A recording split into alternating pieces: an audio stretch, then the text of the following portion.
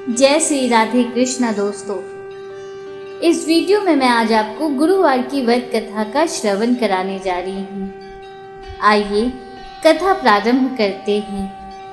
प्रेम से बोलिए भगवान श्री हरि विष्णु की जय, भगवान बृहस्पति देव की जय। देव गुरु बृहस्पति को बुद्धि और शिक्षा का कारक माना जाता है। गुरुवार को बृहस्पति देव की पूजा करने से धन, विद्या, मान सम्मान, प्रतिष्ठा और कई अन्य मनोवांछित फलों की प्राप्ति होती है। धार्मिक ग्रंथों के अनुसार गुरुवार को भगवान बृहस्पति की पूजा का विधान है। गुरुवार के दिन व्रत और कथा सुनने से घर परिवार में सुख समृद्धि बनी रहती है। आइए कथा प्रारंभ करते हैं। प्राचीन समय की बात है। एक बड़ा प्रतापी तथा दानी राजा था। वह प्रत्येक गुरुवार को व्रत रखता एवं पूजन करता था, परंतु यह सब बातें उसकी रानी को अच्छी नहीं लगती थीं। न वो व्रत करती और न ही किसी को एक पैसा दान में देती, तथा राजा से भी वो ऐसा करने को मना किया करती थी। एक समय की बात है, राजा शिकार खेलने वन को चले गए। घर पर रानी और दासी थी। उस समय गुरु बृहस्पति देव साधु का रूप धारण कर राजा के दरवाजे पर भिक्षा मांगने आए। साधु ने रानी से भिक्षा मांगी तो वो कहने लगी, हे साधु महाराज, मैं इस दान और पुण्य से तंग आ गई हूँ। आप कोई ऐसा उपाय बताएं जिससे ये सारा धन नष्ट हो जाए तथा मैं आराम से रह सकूं। साधु रूपी बृहस्पति देव ने कहा, हे देवी, तुम तो बड़ी विचित्र हो। संतान और धन से भी कोई दुखी होता है। अगर तुम्हारे पास धन अधिक है तो इसे शुभ कार्यों में लगाओ, जिससे तुम्हारे दोनों लोग सुधरें। परंतु साधु की इन बातों से रानी खुश नहीं हुई। उसने कहा, मुझे ऐसे धन की आवश्यकता नहीं जिसे मैं अन्य लोगों को दान दूं तथा जिसको संभालने में ही मेरा सारा समय नष्ट हो जाए। साधु ने कहा, यदि तुम्हारी ऐसी इच्छा है तो जैसा मैं तुम्हें बताता हूँ तुम वैसा ही करना। बृहस्पतिवार के दिन घर को गोबर से लीपना, अपने केशों को पीली मिट्टी से धोना, केशों को धोते समय स्नान करना, राजा से कहना वह हजामत बनवाए, भोजन में मांस मदिरा खाना, कपड़ा धोबी के यहाँ धुलने डालना। इस प्रकार 7 बृहस्पतिवार करने से तुम्हारा सब धन नष्ट हो जाएगा। इतना कहकर साधु बने बृहस्पति देव अंतर ध्यान हो गए। साधु के कहे अनुसार करते हुए रानी को केवल 3 बृहस्पतिवार ही बीते थे कि उसकी समस्त धन संपत्ति नष्ट हो गई। भोजन के लिए परिवार तरसने लगा।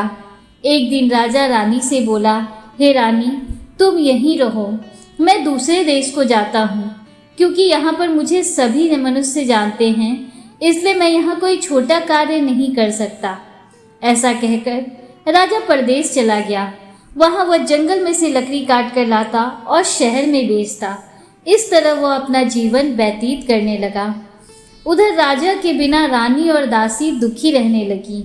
एक समय जब रानी और दासियों को 7 दिन बिना भोजन के रहना पड़ा तो रानी ने अपनी दासी से कहा, हे दासी, यहाँ पास ही के नगर में मेरी बहन रहती है।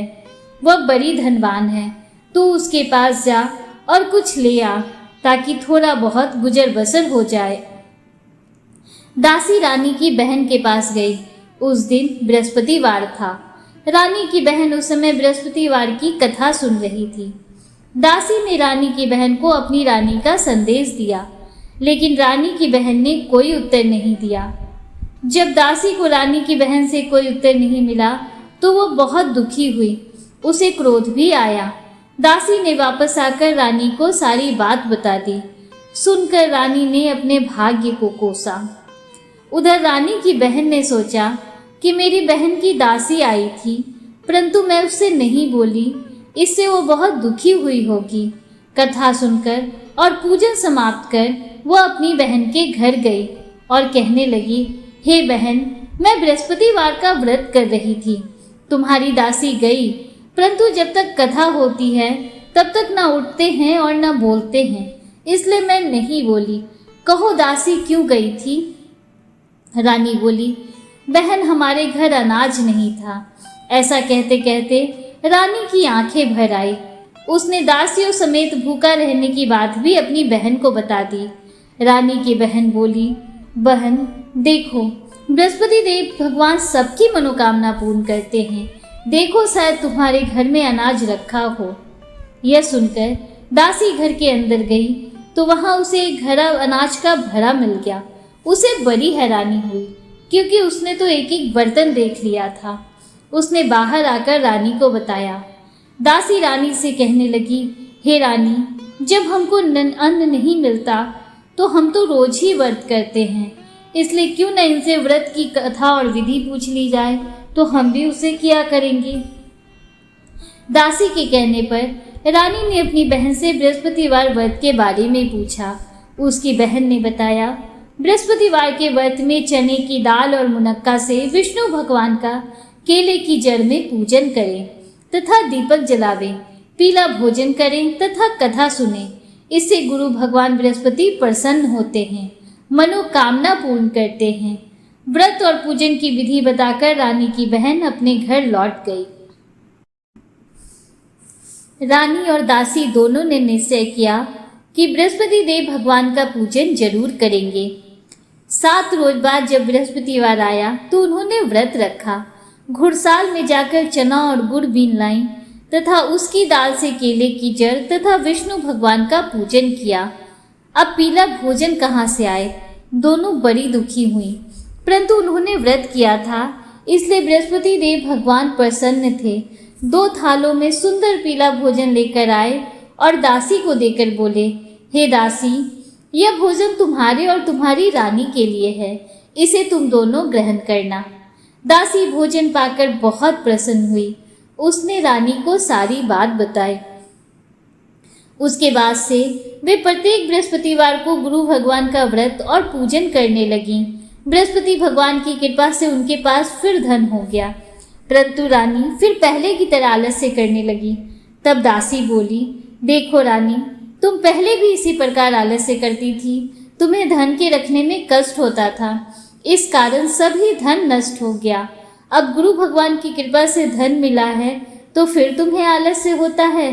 बड़ी मुसीबतों के बाद हमने ये धन पाया है, इसलिए हमें दान पुण्य करना चाहिए। अब तुम भूखे मनुष्यों को भोजन कराओ, प्याऊ लगवाओ, ब्राह्मणों को दान दो, कुआं, तालाब, बावड़ी आदि का निर्माण करवाओ, मंदिर पाठशाला बनवाकर ज्ञान दान दो, कुंवारी कन्याओं का विवाह करवाओ, अर्थात धन को शुभ कार्यों में खर्च करो, जिससे तुम्हारे कुल का यश बढ़े तथा स्वर्ग प्राप्त हो और पितर प्रसन्न हो। दासी की बात मानकर रानी शुभ कर्म करने लगी, उसका यश फैलने लगा। एक दिन रानी और दासी आपस में विचार करने लगी कि न जाने राजा किस दशा में होंगे, उनकी कोई खोज खबर भी नहीं है। उन्होंने श्रद्धा पूर्वक गुरु बृहस्पति भगवान से प्रार्थना की कि राजा जहाँ कहीं भी हो शीघ्र वापस आ जाएं। उधर राजा प्रदेश में बहुत दुखी रहने लगा। वह प्रतिदिन जंगल से लकड़ी बीन कर लाता और उसे शहर में बेचकर अपने दुखी जीवन को बड़ी कठिनता से व्यतीत करता। एक दिन दुखी होकर अपनी पुरानी बातों को याद करके वह रोने लगा और उदास हो गया। उसी समय राजा के पास बृहस्पति देव साधु के वेश में आकर बोले, हे लकड़हारे, तुम इस सुनसान जंगल में किस चिंता में बैठे हो, मुझे बतलाओ। यह सुन राजा के नेत्रों में जल भर आया। साधु की वंदना कर राजा ने अपनी संपूर्ण कहानी बतला दी। महात्मा दयालु होते हैं।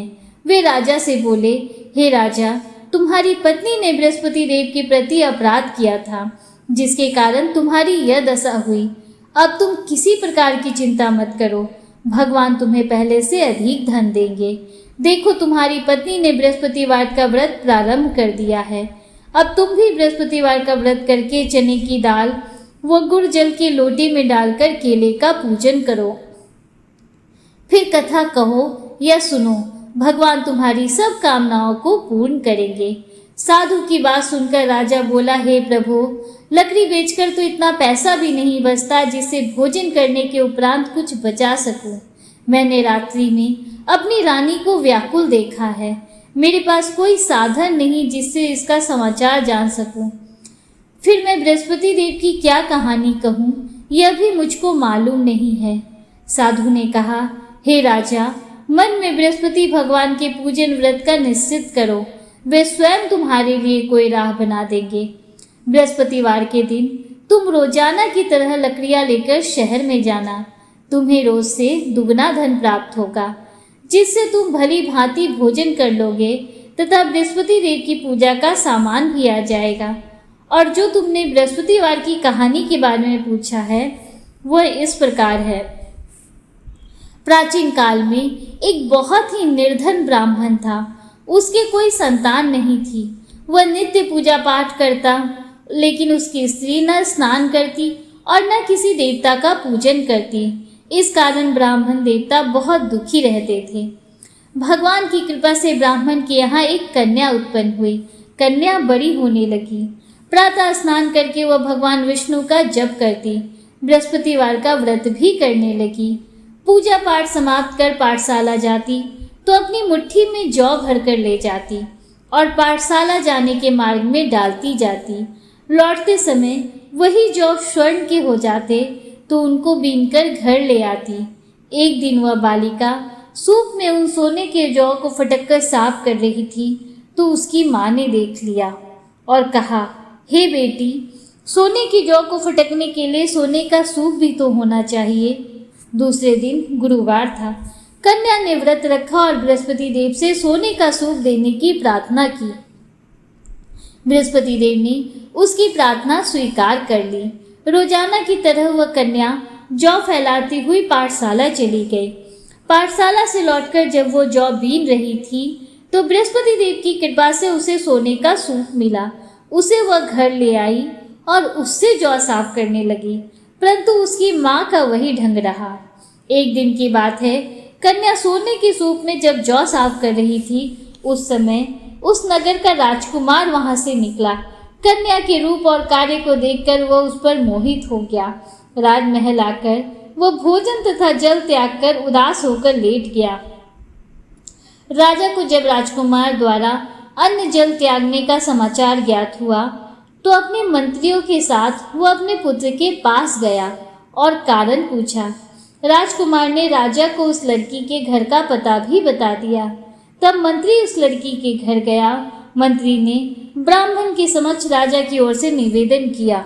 कुछ ही दिनों बाद ब्राह्मण की कन्या का विवाह राजकुमार के साथ संपन्न हो गया। कन्या के घर से जाते ही ब्राह्मण के घर में पहले की भांति गरीबी का निवास हो गया। एक दिन दुखी होकर ब्राह्मण अपनी पुत्री से मिलने गए। बेटी ने पिता की अवस्था को देखा और अपनी माँ का समाचार पूछा। ब्राह्मण ने सभी हाल कह सुनाया। कन्या ने बहुत सा धन देकर अपने पिता को विदा किया, लेकिन कुछ दिन बाद फिर वही हाल हो गया। ब्राह्मण फिर अपनी कन्या के यहाँ गया तो पुत्री बोली, हे पिताजी, आप माता जी को यहाँ लिवा लाओ, मैं उन्हें वह विधि बता दूंगी जिससे गरीबी दूर हो जाए। ब्राह्मण देवता अपनी स्त्री को साथ लेकर पहुँचे तो पुत्री अपनी माँ को समझाने लगी, हे माँ, तुम प्रातः काल स्नान आदि करके विष्णु भगवान का पूजन करो तो सब दरिद्रता दूर हो जाएगी। परंतु उसकी माँ ने उसकी एक भी बात नहीं मानी। वह प्रातःकाल उठकर अपनी पुत्री का बचा जूठन खा लेती थी। एक दिन उसकी पुत्री को बहुत गुस्सा आया। उसने अपनी माँ को एक कोठरी में बंद कर दिया। प्रातः उसे स्नान आदि करा के पूजा पाठ करवाया तो उसकी माँ की बुद्धि ठीक हो गई। इसके बाद वह नियम से पूजा पाठ करने और प्रत्येक बृहस्पतिवार को व्रत रखने लगी।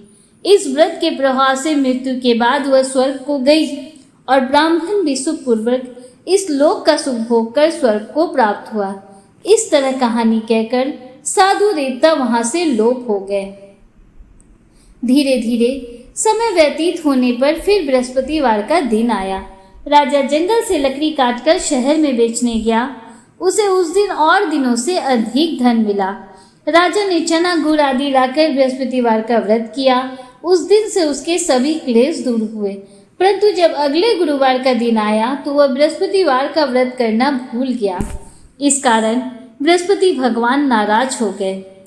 उस दिन उस नगर के राजा ने विशाल यज्ञ का आयोजन किया था। अपने समस्त राज्य में उसने घोषणा करवा दी कि सभी मनुष्य मेरे यहाँ भोजन करने आवे, किसी के घर चूल्हा ना जले। इस आज्ञा को जो ना मानेगा उसको फांसी दे दी जाएगी। राजा की आज्ञा अनुसार राज के सभी वासी राजा के भोज में सम्मिलित हुए, लेकिन लकड़हारा कुछ देर से पहुंचा, इसलिए राजा उसको अपने साथ महल में ले गए। जब राजा लकड़हारे को भोजन करा रहे थे तो रानी की दृष्टि उस खूंटी पर पड़ी जिस पर उसका हार लटका हुआ था। उसे हार खूंटी पर लटका दिखाई नहीं दिया।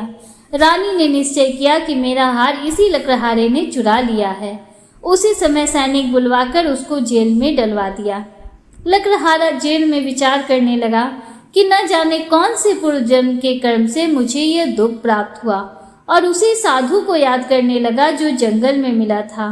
तत्काल बृहस्पति देव साधु के रूप में प्रकट हो गए और कहने लगे, अरे मूर्ख, तूने बृहस्पति देवता की कथा नहीं कही, इसी कारण तुझे दुख प्राप्त हुआ है। अब चिंता मत कर, बृहस्पतिवार के दिन जेल खाने के दरवाजे पर तुझे 4 पैसे पड़े मिलेंगे। उनसे तू बृहस्पतिवार की पूजा करना तो तेरे सभी कष्ट दूर हो जाएंगे। अगले बृहस्पतिवार उसे जेल के द्वार पर 4 पैसे मिले। राजा ने पूजा का सामान मंगवाकर कथा कही और प्रसाद बांटा। उसी रात्रि में बृहस्पति देव ने उस नगर के राजा को स्वप्न में कहा, हे राजा, तूने जिसे जेल में बंद किया है उसे कल छोड़ देना, वह निर्दोष है। राजा प्रातःकाल उठा और खूंटी पर हार टंगा देखकर लकड़हारे को बुलाकर क्षमा मांगी तथा राजा के योग सुंदर वस्त्र आभूषण भेंट कर उसे विदा किया। गुरुदेव की आज्ञा अनुसार राजा अपने नगर को चल दिया। राजा जब नगर के निकट पहुंचा तो उसे बड़ा ही आश्चर्य हुआ। नगर में पहले से अधिक बाग, तालाब और कुएं तथा बहुत से धर्मशालाएं, मंदिर आदि बने हुए थे। राजा ने पूछा कि यह किसका बाग और धर्मशाला है।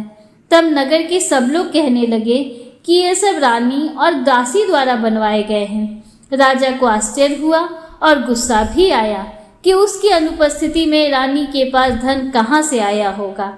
जब रानी ने ये खबर सुनी कि राजा आ रहे हैं तो उसने अपनी दासी से कहा, हे दासी, देख राजा हमको कितनी बुरी हालत में छोड़ गए थे। वह हमारी ऐसी हालत देखकर लौट न जाए, इसलिए तू दरवाजे पर खड़ी हो जा। रानी की आज्ञा अनुसार दासी दरवाजे पर खड़ी हो गई और जब राजा आए तो उन्हें अपने साथ महल में लेवा लाई। तब राजा ने क्रोध करके अपनी तलवार निकाली और पूछने लगा, बताओ यह धन तुम्हें कैसे प्राप्त हुआ है। तब रानी ने सारी कथा कह सुनाई। राजा ने निश्चय किया कि मैं रोजाना दिन में 3 बार कथा कहा करूंगा तथा रोज व्रत किया करूंगा।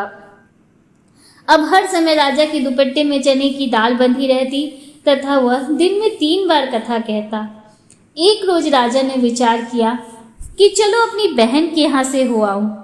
इस तरह का निश्चय कर राजा घोड़े पर सवार हो अपनी बहन के यहाँ चल दिया। मार्ग में उसने देखा कि कुछ आदमी एक मुर्दे को लिए जा रहे हैं। उन्हें रोककर राजा कहने लगा, अरे भाइयों, मेरे बृहस्पति की कथा सुन लो। वे बोले, लो हमारा तो आदमी मर गया है, इसको अपनी कथा की पड़ी है।